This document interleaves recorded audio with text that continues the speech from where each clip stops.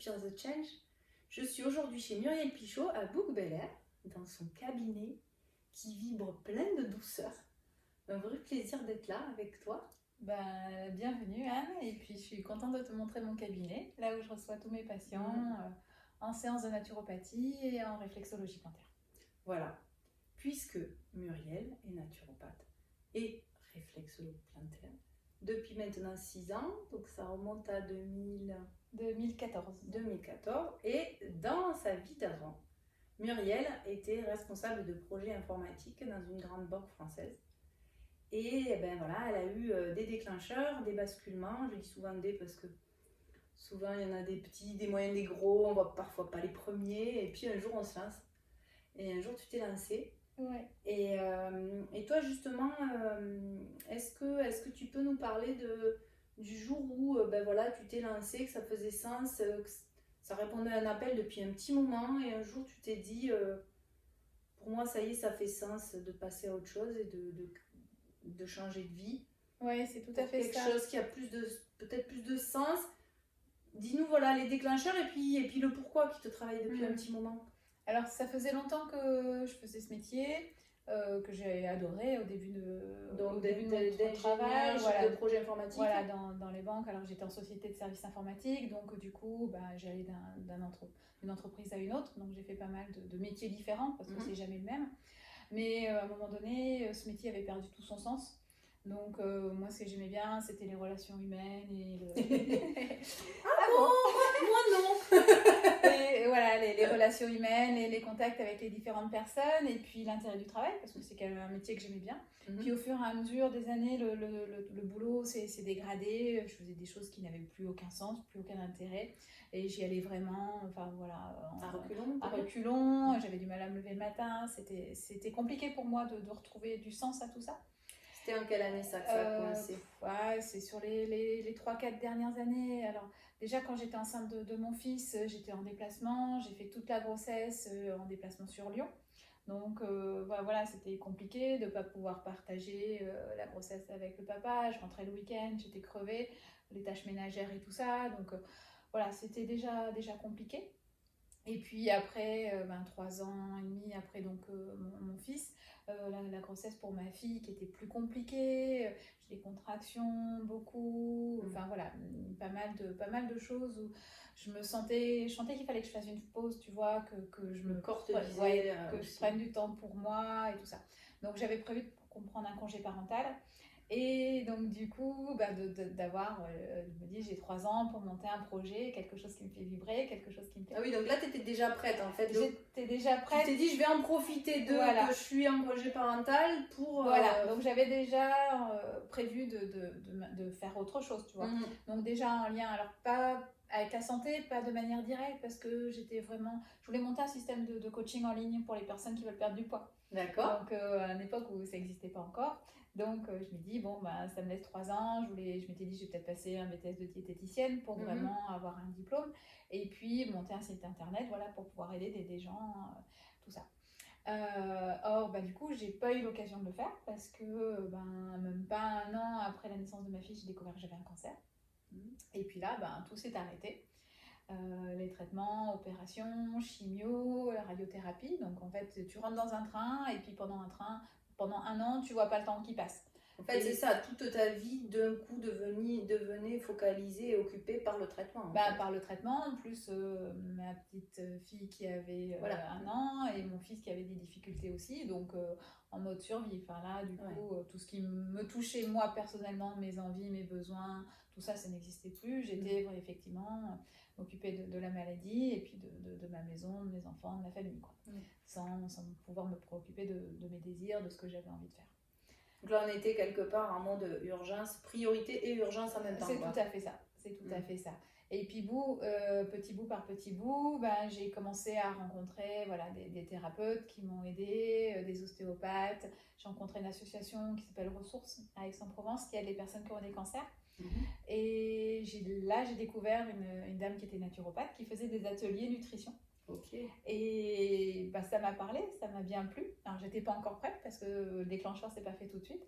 Et alors, j'ai commencé à changer mon alimentation, commencer à m'occuper de moi, m'occuper de mon corps, faire du pilates, faire du yoga, faire un certain nombre de choses, tu vois, pour me reconstruire.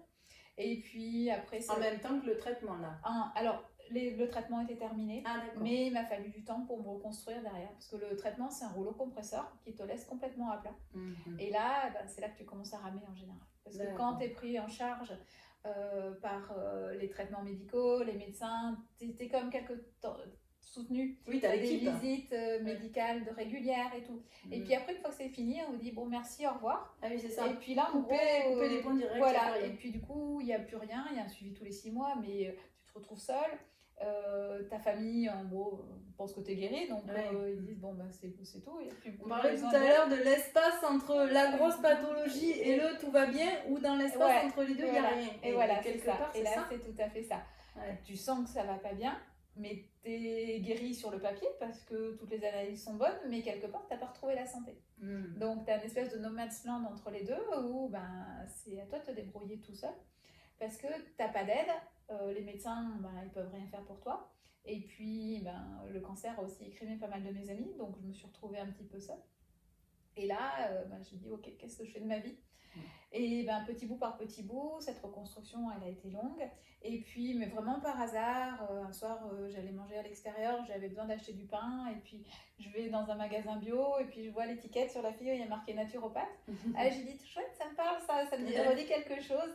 Et puis, effectivement, bah, j'ai découvert qu'il y avait une journée porte ouverte de l'école en question, naturopathie, qui est à 10 minutes de la maison. Comme qui se passait c'était le samedi, je me souviens bien, tu vois. C'était le samedi, la soirée porte ouverte, c'était le mercredi soir. Je suis là-bas et j'étais conquise par ce que j'ai vu. Là, pour le coup, ça me parlait, ça faisait vraiment du sens. Ça fait waouh, quoi, d'un coup. J'ai pris le dossier et puis j'ai déposé, j'ai tout rempli le week-end. Le lundi matin, j'avais déposé le dossier d'inscription. Je sais pas, dans les 15 jours qu'on suivit, j'ai eu un entretien et puis je pense que même pas un mois après, j'avais la validation comme quoi j'étais prise pour la formation qui commence en septembre. Comme quoi, quand c'est mûr, le fruit, pof, ça va tout seul. Ça va... Voilà, donc là, du coup, j'étais prête et puis c'est à ce moment-là qu'il y a tout qui s'est ouvert et ça s'est fait comme par magie, quoi. Oui, c'est ça. Chouette, quoi. Donc voilà, donc formation qui a duré 3 ans, enfin je dirais officiellement 3 ans parce que du coup c'est une formation qui ne s'arrête jamais. Une fois que tu mets le nez dedans, difficile de s'arrêter. Surtout quand on est passionné par un sujet, on a envie de l'investiguer plus. Voilà, donc là pour moi ça a été une véritable passion. J'ai découvert, tu vois, j'avais toujours eu du mal à trouver ma place dans ce que je faisais avant, même si ça me plaisait. Des fois j'avais quelque chose qui me disait que c'était pas forcément juste.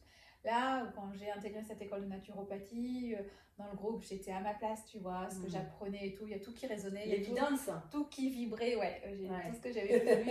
Tu sais, c'est comme l'alchimiste où à un moment donné, tout concourt à ce que tu fasses pour que tu tombes au bon endroit au bon moment. Et bien, c'était tout à fait ça. Là, j'étais à ma place.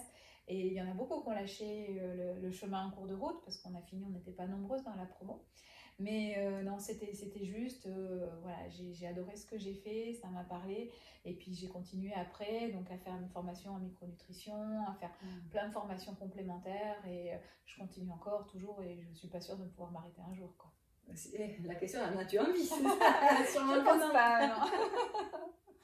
Et justement, tout à l'heure, on discutait de toi, ce que ta posture et la face, et ce qu'apprécient les gens en fait. Et moi, je trouvais ça vraiment super intéressant où tu me partageais que dans le milieu médical, on va dire classique, qui fonctionne par analyse sanguine, etc., on mesure l'état de santé qui va bien et l'état pathologique, et qu'en fait, on n'est pas, le corps médical, la science médicale n'est pas en mesure de percevoir l'entre-deux, entre ces deux états.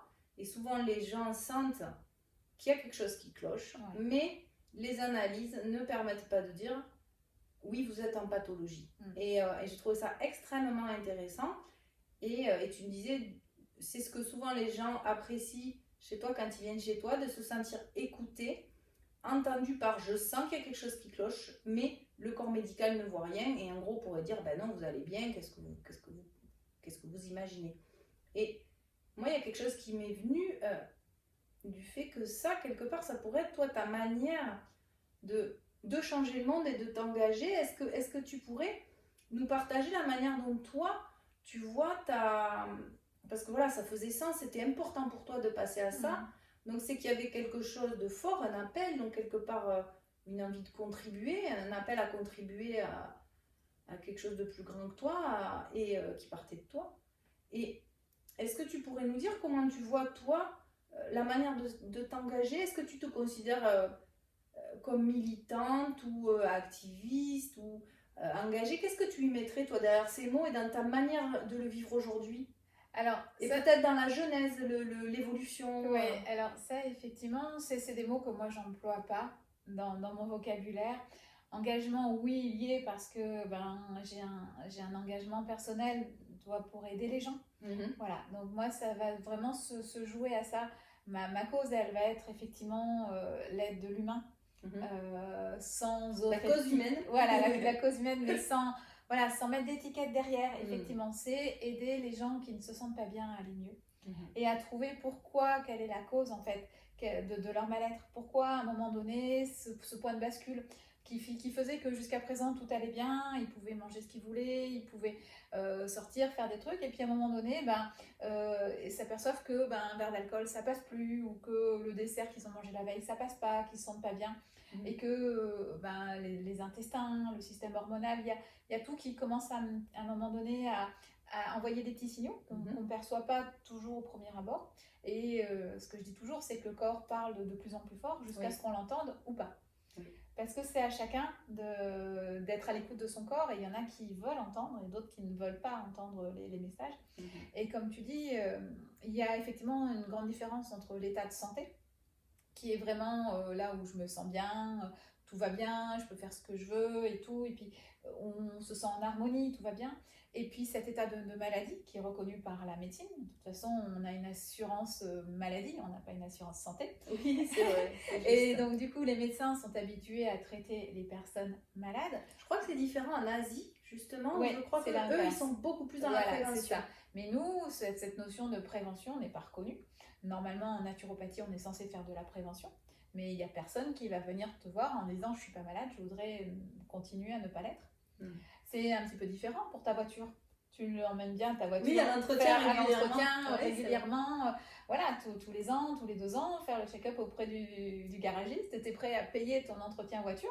Surtout que c'est une image, et c'est plus qu'une image, même en termes de développement personnel, où souvent on dit que à la fois la maison, mais le véhicule automobile est une expansion de notre propre véhicule corporel, et que quand il arrive quelque chose à notre véhicule à 4 roues, il y a des questions à se poser sur où est-ce qu'on en est dans prendre soin de notre véhicule corporel. Et oui, tout à fait. Mais il y a cette notion aussi où Et on devrait donc aller faire un check-up quand on amène la voiture, pensez-y. Et voilà, aller faire le check-up pour voir s'il n'y a pas, des fois, remettre des niveaux, remettre un certain nombre de vitamines que le corps n'a pas.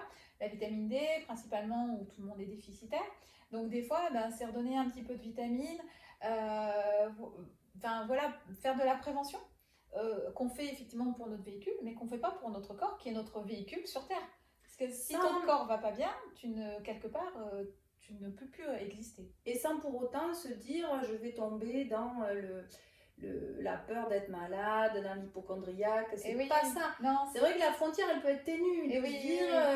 Non, tout va bien, je n'ai rien. La frontière est mince. Mais une grande différence aussi, c'est que la sécurité sociale, l'assurance maladie, va payer les médicaments et tout ça à partir du moment où tu es déclaré malade. Mais la partie prévention ne l'est pas. Donc, pour pouvoir prévenir, il faut pouvoir investir. Mais c'est investir dans sa santé et effectivement faire quelque chose qui est payant, qui n'est pas remboursé. Mais on accepte de le faire pour sa voiture, on ne le fait pas pour son propre corps. Tout à fait. Des fois, on peut se poser la question. Posez-vous la question, dites-nous en commentaire cette analogie et les prises de conscience que ça peut vous faire prendre, de se rendre compte qu'il y a des choses, on ne se pose pas la question. Des fois, sur certaines choses dans la vie, on se dit non, mais ça c'est du luxe, c'est dépenser des sous, etc. Par contre, on va s'acheter le dernier téléphone ou une jupe qui nous plaît parce qu'on se sent belle dedans ou beau dans une jolie chemise. Et là, on ne se pose pas la question. Et essayez de voir à quel endroit ça vous pose zéro souci de dépenser de l'argent et où finalement, pour notre santé, dites-nous en commentaire ce que ça vous fait sentir. Pour notre santé, on le voit comme une dépense, comme si on donnait de l'argent aux impôts ou Et ouais, non, quelque chose comme ça. T'as qu'à voir, hein, tout ce qui va être même médicaments de confort ou autre, quand un médicament est remboursé, même quand ça coûte 2,50 €, les gens, des fois, ils se disent non, c'est pas remboursé, je le prends pas. Alors que tu es prêt à acheter un paquet de cigarettes ou faire un grand voyage ou faire des choses comme ça qui coûtent très cher. Une tablette de chocolat. Ou une tablette de chocolat, ou comme tu dis, le dernier téléphone à la mode. Alors qu'on n'est pas prêt à mettre 2,50 € ou 10 €, ou même des fois un peu plus dans certains compléments alimentaires qui te permettraient de rester en bonne santé. Effectivement, c'est la notion de priorité. Qu'est-ce qui est prioritaire pour toi? Est-ce que c'est ta santé, ou est-ce que c'est ce que tu veux montrer, ou est-ce que ce que tu veux posséder? Donc oui, ça fait il y a beaucoup de questions à se poser sur des questions qu'on ne se pose pas habituellement. Donc voilà, c'est effectivement bien de titiller un petit peu les personnes pour savoir ce qui est important pour elles. Ouais. Oui. Et en parlant de ça, de ce qui nous titille, j'aime bien poser la question des clés que chacun a. Ce que je trouve intéressant, c'est de voir les différentes clés qu'ont chaque personne inspirante que j'interviewe, parce que les clés sont variées. Alors souvent, quelque part, elles ont la même essence, mais dans le concret, elles vont parler plus ou moins à certains, elles vont paraître plus ou moins accessibles. Et est-ce que toi, tu pourrais nous partager les clés quand tu as un coup de mou? Alors, ça peut être un coup de mou, toi en plus, tu es vraiment orientée dans tout ce qui est le corporel, et tu es une femme. Il peut y avoir les clés à la fois au féminin, c'est ça qui me vient là de partager. Et puis les clés, les coups de mou, les baisses de morale, ça peut être le à quoi bon. Quand on est engagé dans des causes qui nous tiennent à cœur, qui nous passionnent, des fois quand on a un coup de mou, on se dit mais à quoi bon tout ça? Voilà, quand il y a des difficultés, des baisses de morale, quelles sont tes clés à toi? Alors, j'en ai deux, je pense, principalement. La première, c'est revenir au corps. C'est vraiment le corps, c'est ce que je disais tout à l'heure en parlant de véhicule. On y revient souvent, souvenez-vous. Allez voir les autres interviews, vous nous direz. Le corps, c'est mon véhicule. Si je lâche mon corps, j'ai plus rien pour avancer. Donc, c'est revenir sur la respiration. Faire vraiment des exercices de respiration qui me permettent de me réaligner. Et là, du coup, respiration, méditation, me recentrer, ou relaxation, tu vois. Vraiment, quitte quand ça va vraiment pas bien, à faire des échanges, massage, réflexologie plantaire avec des amis. Voilà, c'est ça. C'est allô, j'appelle un ami. Voilà, c'est ça. C'est tout à fait ça. Et puis en général, ça tombe bien. On dit, ah oui, ça tombe bien, moi j'avais envie d'une réflexo. Ouais. Donc voilà, des échanges, et ça tombe toujours vraiment bien. Et ça, effectivement, ça me permet de me dire, ok, c'est que je suis allée trop vite. C'est que du coup, je me suis pas écoutée à un moment donné. Donc, ok, on freine, on stoppe. Je reviens à moi, je reviens sur mon corps, ce qu'il est en train de me dire. Ce qui est intéressant là-dedans, moi j'y vois aussi le oser demander. Ouais. Quand on a un coup de mou, c'est une clé que du coup je perçois aussi à travers ce que tu dis. Oser demander de l'aide, oser appeler une amie, un ami, aller voir quelqu'un en fait, et des fois se dire c'est ok d'avoir besoin de quelqu'un pour sortir du trou. Ça c'est essentiel, parce que tout seul tu t'aperçois que il y a plein de choses sur lesquelles tu vas bloquer. Et ces échanges-là, en fait, me permettent surtout de remonter en énergie.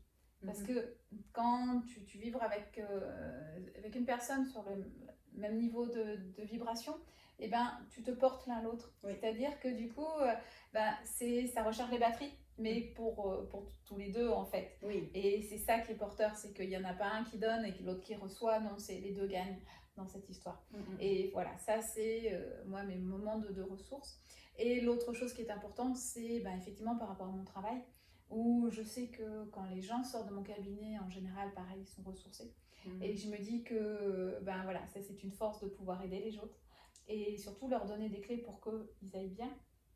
Et ça, c'est tellement gratifiant, tellement fort de me dire que waouh, j'ai la possibilité d'aider des personnes à se sentir mieux. Et ça, je me dis, chouette quoi. Donc tu y repenses, en fait, on en parlait tout à l'heure, d'ancrer de la manière qui nous convient, qui nous parle le plus, d'ancrer les bons moments, les belles choses qu'on a vécues, qui nous ont nourris, qui nous ont fait du bien, quelles qu'elles soient, et dans les moments durs, d'appuyer sur le bouton pour déclencher la décharge de bien-être et de réconfort en fait qu'on aura stocké au bon endroit. Et oui, parce que c'est ces moteurs-là qu'il faut que tu emmagasines. Si tu te concentres que sur les choses qui vont pas, bah forcément, c'est ça qui va ressortir. Si quand ça va pas, tu te dis, ah ouais, mais à d'autres moments, voilà, moi je peux apporter ça, les gens sont contents quand ils viennent me voir. Quand j'ai des patientes qui me disent, en sortant de mon cabinet, ah merci, on m'a jamais écouté comme ça. Waouh, c'est hyper gratifiant. Et il y en a plein qui le disent, il y en a d'autres qui le disent pas, mais qui le montrent dans leur regard ou dans les petits messages que je reçois après. Merci pour votre gentillesse, tout ça. Je dis chouette. Ben oui, j'apporte quelque chose. Et ça, ça me dit ok, mais il faut que je continue. Et là, j'ai envie de continuer. On en parlait. C'est souvent, posez-vous la question et dites-nous aussi en commentaire à quoi ça vous fait penser. Souvent, quand on reçoit, entre guillemets, ce qu'on peut appeler des compliments, des jolis mots, des cadeaux, quels qu'ils soient, physiques ou juste relationnels, ou un câlin, essayez de vous demander si vous les recevez vraiment, ou si des fois, il n'y a pas un côté un peu mal à l'aise. Moi, j'ai vu des gens à qui, quand je donne le cadeau, ils le poussent d'un coup. Au début, je me disais, waouh! En fait, la personne n'a rien à faire de mon cadeau. Et en fait, non. C'est qu'elle a énormément de mal à recevoir. Et moi, la première, je vois que je cultive de plus en plus de savourer les cadeaux, mais encore pas assez. Et pensez-y, essayez Là, j'aime bien de demander que mes interviewés donnent des défis. Du coup, moi, là, je suis prise aussi de dire, voilà, pensez-y, faites ça, de savourer, on en parlait avec Pierre Lapoujade hier, de savourer ce qu'on nous offre en prenant le temps de l'intégrer pour que ça fasse un beau réservoir de belles choses quand on a un coup de mou. Mais quand tu as du mal à recevoir quelque chose, est-ce que ça ne réveille pas un syndrome de l'imposteur quelque part chez toi aussi? Et puis on en vient au tuyau de l'abondance et du recevoir et du donner, c'est-à-dire que il y a des fois aussi sur les gens qui ont du mal à recevoir, ils vont beaucoup donner. Il y a une espèce de déséquilibre sur la balance. Et puis quand on en vient à l'histoire du tuyau d'abondance, si on souhaite que l'abondance circule, quelle qu'elle soit, l'abondance de bien-être, d'argent, ce qu'on veut, en fait il faut que ça soit assez équilibré pour recevoir et donner en fait.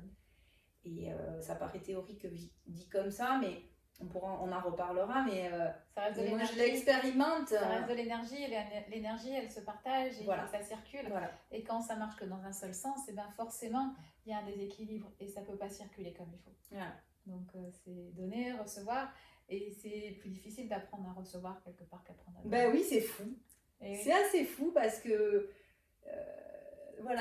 dites-nous à quoi ça vous fait passer, parce que moi j'ai des expériences aussi personnelles qui font que je m'en rends bien compte, que je peux me faire déstabiliser par une mauvaise parole, une mauvaise vision de qui je suis, etc., des jugements négatifs entre guillemets, et qui vont me perturber assez longtemps, alors que je reçois en majorité des beaux jugements et des beaux retours sur qui je suis. Et donc la proportion est beaucoup plus forte sur le positif, et pour autant le négatif vient me déstabiliser fortement. Et donc dites-vous, tiens, est-ce que vous aussi ça vous arrive, et essayons tous ensemble de nous dire ok, on va savourer tout ça pour inverser la vapeur du ressenti, de l'impact que nous font entre guillemets, la vie des autres. Il y a une jolie phrase qui dit la vie des autres n'est que la vie des autres. Ça reste encore une fois des jolis mots, mais vraiment ça quoi. Comment ça nous nourrit. C'est vrai que c'est difficile au début. Moi je vois sur les retours de mes patients, presque je rougissais quand je recevais un compliment. C'est ça. Du coup j'ai dit non mais c'est pas à moi qu'elle parle quoi. Donc c'est pas moi qui c'est ça, il y a quelqu'un d'autre à côté et tout. Et non, mais finalement, oui, je sais que les patients les personnes qui viennent me voir sont contentes. Et oui, et je peux être contente avec elles. Donc du coup, c'est communicatif et on partage. Et voilà, les progrès qu'elles font, pour moi, je suis super heureuse pour elles. Oui. C'est vraiment chouette qu'elles puissent progresser, tout ça. Mais la progression se fait ensemble, je veux dire. les personnes qui viennent me voir progressent et moi je progresse en même temps C'est qu'elles. ça. Donc du coup, ça marche pas comme dans un seul sens. Des fois, je sors de consultation en disant presque il faudrait que je paye la personne qui vient me voir parce que grâce à elle, ça m'a permis aussi d'avancer sur des choses qui bloquaient chez moi ou de progresser aussi. Oui, complètement. Voilà, après c'est un métier, j'ai besoin aussi d'en vivre et j'ai besoin de gagner aussi d'argent pour pouvoir acheter d'autres choses, continuer mes formations, tout ça. Donc voilà, mais quelque part, des fois, j'aurais presque envie de dire non, mais. Oui, puis sachant que dire la payer, ça peut être de tellement de manières en plus, donc c'est pas forcément une histoire de compte bancaire. Mais voilà, c'est des échanges et chaque entretien, chaque réflexo, enfin, toutes ces interactions, je vais dire, avec des personnes, ça marche toujours à double sens. Donc je récupère autant que ce que je donne. Ouais. Cadeau. Ouais, cadeau. Et en parlant de ça, de loi, on va dire, entre guillemets, universelle, et toi, justement, où est-ce que tu trouves la foi?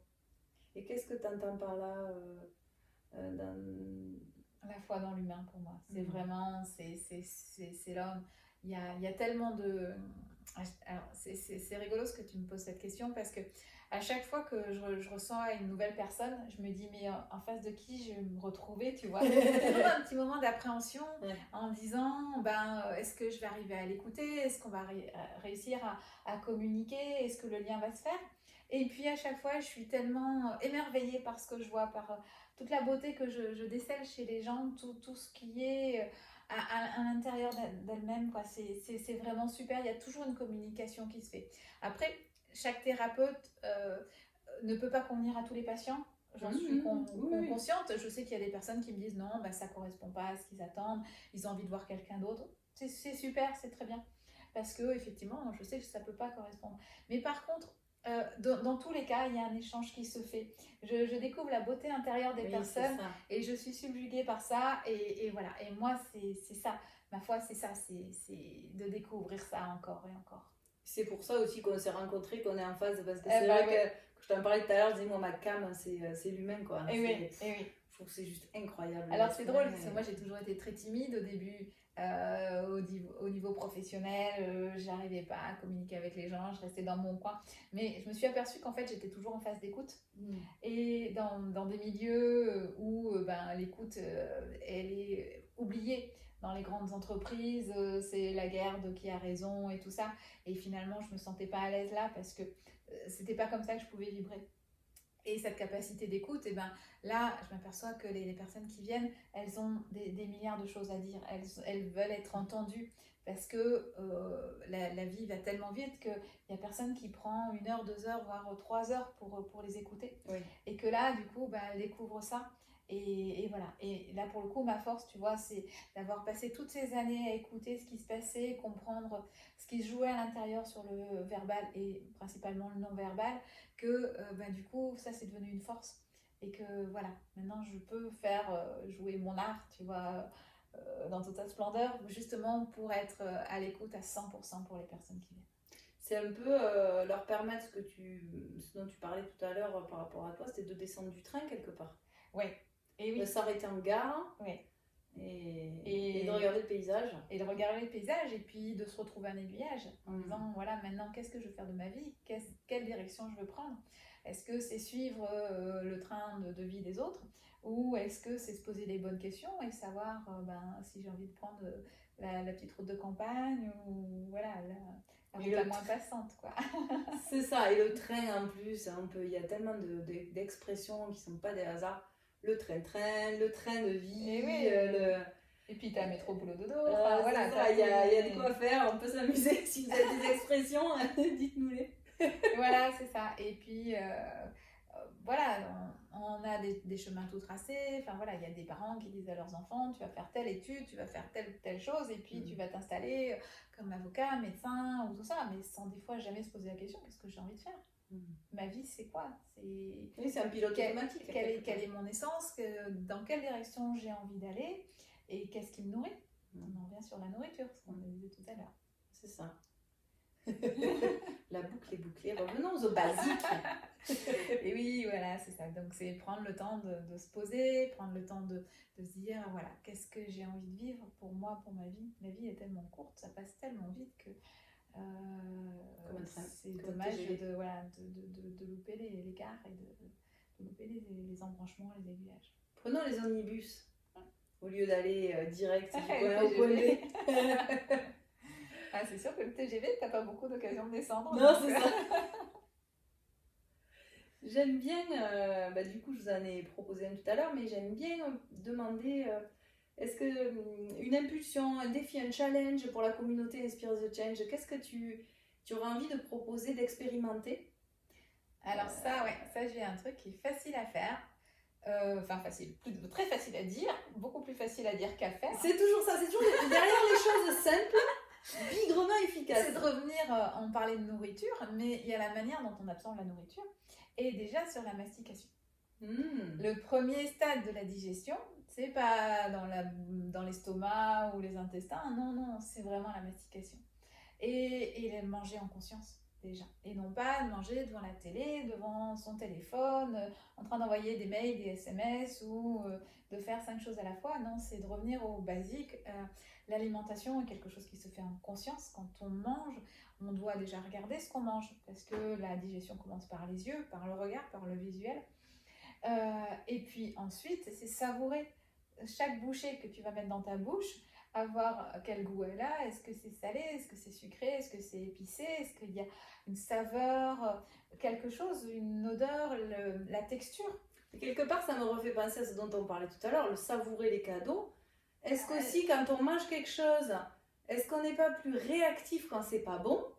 Eh ben, on a pris quand c'est bon, alors peut-être si on va à un restaurant gastronomique, il y a la démarche, il y a le cadre qui vous aide à en profiter. Et le prix, comme on disait et tout le à prix. l'heure. Tu dis pour chaque bouchée, ça vaut tant, donc je vais prendre le temps. Mais quelque part, voilà. C'est quelque chose qu'il faudrait faire à chaque repas. Déjà, arrêter d'engloutir ce qu'on mange, manger de manière posée, réfléchie, en conscience. Moi, je reviens sur cette notion de conscience qu'on n'a plus vraiment. Et de se dire, ok, là, je suis en train de me nourrir, j'apporte quelque chose à mon corps. Et du coup, pour bien l'assimiler, en fait, la nourriture, c'est pas juste je me remplis, non. C'est j'apporte des vitamines, des acides aminés, des minéraux. Et pour ça, il faut que le corps arrive à dissocier tout ça, comme un collier de perles que tu vas découper avec des ciseaux pour assimiler chaque perle de manière unitaire. Et ça commence par la mastication. Et non pas juste trois bouchées, c'est prendre le temps, effectivement, de malaxer déjà dans la bouche. Voilà, c'est ça. Techniquement, dire manger en conscience, ça veut dire, mastiquer, sentir les textures. Voilà. Et reconnaître les goûts, les saveurs, quelque part être en communion avec ce que tu manges pour que ça puisse s'imprimer. Parce qu'on est, nous, que des molécules. Après, si on part côté physique, on n'est que des molécules qui ne se construisent qu'à partir de ce que tu manges. Donc, si tu vas manger des choses de la malbouffe et tout ça, tu vas construire des molécules issues de la malbouffe. Si tu vas manger des choses de bonne qualité, plutôt du bio, alors sans dire que le bio c'est parfait, mais une alimentation raisonnée ou avec des producteurs qui font attention à leur bétail, voilà, tout ça, tu vas te nourrir avec des choses qui ont été élevées avec amour ou produites avec amour, et tu vas constituer des molécules du soi, de toi, qui vont avoir une bonne vibration. Ça me fait penser aux recettes de nos grands-mères, où vous l'avez tous expérimenté, où on dit ma grand-mère elle le faisait tellement bien, j'ai essayé de le refaire, c'est pas pareil, pourtant j'ai fait pareil. Eh bien, en fait, c'est ce truc-là de dire avec amour la manière dont on l'a fait, est-ce qu'on a pris le temps, vous en rendez bien compte des fois quand on cuisine pour des amis, pour son amoureux, son amoureuse, on prend le temps, on y met de l'attention et souvenez-vous, c'est souvent meilleur. Eh oui. Oui, alors que si tu vas cuisiner un repas et que tu t'es disputé avec ton chéri et que tu fais quelque chose en colère, tu vas laisser ton empreinte énergétique de ta colère dans ce que tu fais et il y aura moins de saveur, ça sera moins bon et de toute façon, les gens vont le ressentir dans ça aussi. Alors que quand tu cuisines avec amour, mais pour ça, il faut le temps. On est aussi dans une civilisation où on fait tout, on met dans le robot il faut le prendre. Et c'est compliqué. Non, mais pour revenir à ce que tu disais tout à l'heure sur le défi, si j'avais un défi à donner, c'est de prendre le temps de mâcher. Déjà s'observer, voir combien de fois vous mâchez ou mastiquez les aliments, si c'est 1 fois, 3 fois, 5 fois, 10 fois. Et de revenir à cette conscience et d'arriver à le faire au moins 10 à 15 fois, voire 20 fois. Certains disent qu'il faut mâcher autant que de nombre de dents que tu as dans la bouche.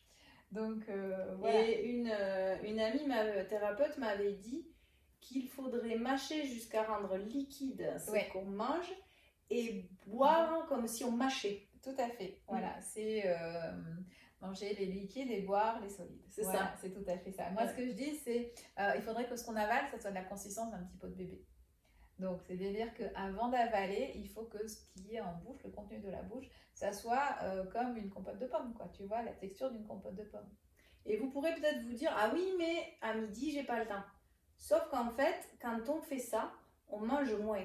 Donc finalement, le temps que vous allez prendre à mastiquer, c'est le temps de nourriture à ingérer en moins. C'est-à-dire vous allez peut-être manger des bouchées en moins en fait. Donc vous n'allez pas finalement tant perdre de temps que ça. Non. Et puis, même quand on est pressé et tout le système digestif ne fonctionne pas.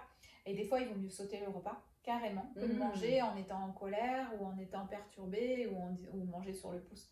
Des fois, plutôt que de manger un sandwich en 3 minutes, ça sert à rien. De toute façon, vous n'allez pas l'absorber, il ne va pas être digéré. Et au contraire, il va poser plus de problèmes au niveau digestif qu'autre chose. Donc des fois, il vaut mieux sauter un repas et puis aller se balader dans la nature 5 minutes quand on a la possibilité de le faire. Ou alors se poser vraiment à dire, voilà, je prends le temps de manger. Je trouve que c'est un beau défi et vous nous direz en commentaire l'expérience que cela vous aura fait vivre. Dites-nous, on sera ravis de vous lire et de vous répondre. Et aujourd'hui, ça se place comme ça. Et je crois que j'ai envie de faire des défis, de proposer avec toi aussi des défis. Et quand tu parlais de ça, il m'est venu, quand tu parlais de la manière dont on cuisine, donc aussi dont on savoure, il m'est venu, quand je parlais des histoires de plats de la grand-mère, et ce qu'on appelle faire de la cuisine magique. Alors, qu'est-ce que c'est la cuisine magique? Donc voilà, ça serait ma proposition à moi aujourd'hui. C'est rigolo, c'est de choisir un plat que vous avez envie de faire. Ça peut être une tarte, une quiche, un ragoût, une soupe. Et chaque ingrédient, vous lui donnez une saveur en termes de... une qualité abstraite, c'est-à-dire par exemple tel ingrédient ça va être la joie, tel ingrédient ça va être la douceur, tel ingrédient ça va être le peps, et en fait de choisir chaque ingrédient en conscience en nous disant tiens, l'œuf que je mets dans mon gâteau ça va être la renaissance, et faites voilà, du coup entre guillemets en conscience, ça veut dire en pensant à chaque fois, vraiment en visualisant chaque ingrédient comme cette émotion positive, cette intention positive. Par exemple, si c'est pour votre amoureux, votre amoureuse, ben voilà, tout ce que vous pensez de beau de la personne. Et chaque ingrédient, et en fait, ça va faire une recette et un gâteau, par exemple un gâteau qui aura une saveur inimitable. Ouais, un gâteau magique. Ouais. C'est ça, un gâteau magique, par exemple pour l'anniversaire de vos enfants, ça peut être un super gâteau d'anniversaire. Aujourd'hui, c'est la mode de faire les pâtes à sucre, là. Alors, c'est des beaux gâteaux, mais personnellement, ça me semble quand même pas super sain. C'est quand même pas mal plein de sucre. Et peut-être au lieu de faire des gâteaux qui en jettent en termes visuels, peut-être faire des gâteaux qui en jettent en termes gustatifs. C'est rigolo ce que tu dis là, parce que moi, j'ai fêté mon anniversaire avec des amis et tout, et j'ai fait un gâteau, un fiadone que j'avais jamais fait de ma vie. Et il a été super réussi, mais c'est vrai que j'étais tellement contente de pouvoir préparer ça, de partager avec mes amis et tout. Tout le monde m'a dit waouh, il est super bon, il est super bon. Et j'en ai refait un après, mais juste pour nous, mais j'étais pas dans la même énergie parce que je faisais autre chose en même temps. Ouais. Et j'ai fait la même recette exactement pareil. Alors il était bon, hein, mais il avait pas ce petit peps, ce petit truc en plus qui faisait que. Et voilà, c'est ça. Et c'est comme quoi l'énergie que tu mets dans les choses, elle transparaît. Et c'est ça qui est visible, et en fait, c'est ça que les gens ressentent. Ah oui. Waouh. Vous nous direz tout ce que vous aurez savouré. Merci Muriel. Ah, merci Anne. Un grand merci. Ouais. Et ben on vous dit à très bientôt. Oui. Pour la communauté Inspire Je Change, dont tu fais partie. Et je suis joie de partager... et de co-créer ensemble. Et puis si vous avez envie d'avoir plus d'informations, voilà, moi j'ai mon site internet aussi, oui, c'est www.naturiel, comme nature avec un i au milieu, .fr. Voilà. Et je mettrai tous les liens en dessous. Avec Muriel, on est dans des accompagnements ensemble, et donc voilà, on concocte ensemble des choses, et donc suivez les actualités dont Inspire the Change & Co. Voilà, et Naturiel, et voilà. Et puis voilà, il y aura effectivement peut-être des nouveautés à la rentrée, avec peut-être des programmes de formation voilà, en ligne sur l'alimentation, sur la santé.